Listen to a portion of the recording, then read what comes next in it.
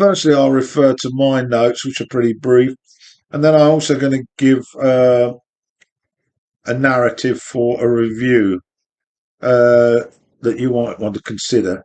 Of course, for Rumble viewers, there will be at least one scene from this movie.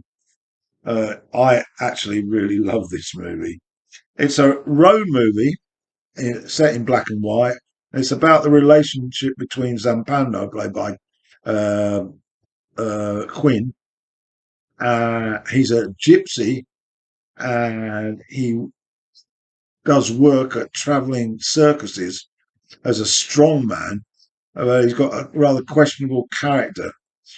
Gelsomina, in contrast, is a very young woman who Quinn buys from a peasant family. She is, in fact, replacing her sister who had died. And so replacing your employee with somebody from the family. Uh, he needs this because he needs somebody to help him with his act.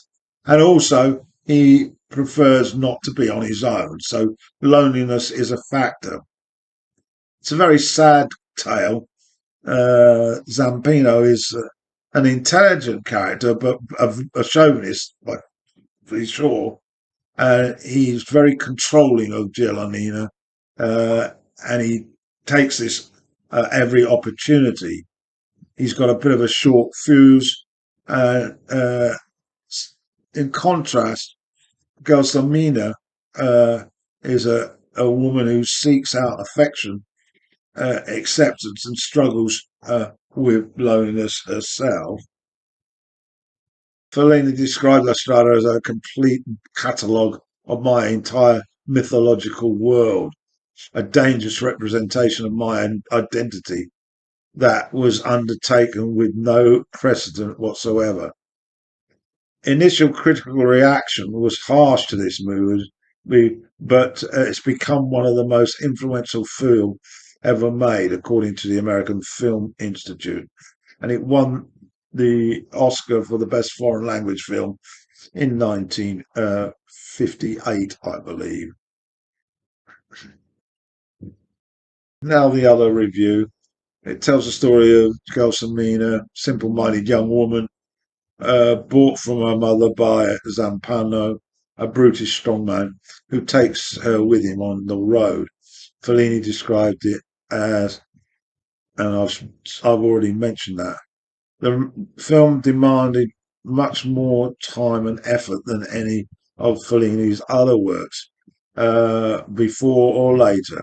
The development process was long and tortuous, and there were problems during production, including insecure financial backing, problematic casting, and numerous delays. Finally, just before the production completed shooting, Fellini suffered a serious breakdown that required medical treatment so that he could complete the principal photography. In 2008, the film was included in the Italian Ministry of Culture Heritage 100 Italian movies to be saved. And now some more about the plot. Gelsomina, an apparently somewhat simple-minded, dreamy young woman, learns that her sister Rose has died after going on the road with the strongman Zampano. Now the man has returned a year later to ask her mother if Gelsomina will take Rose's place. The impoverished mother, with other mouths to feed, accepts 10,000 lira, and her daughter tearfully departs the same day. Zampano makes his living as a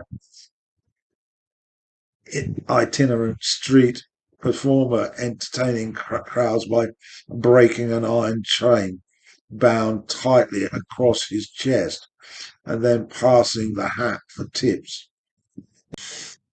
In short order, Gelsomir's naive and antic nature emerges with Zampino's brutish methods, presenting a callous foil.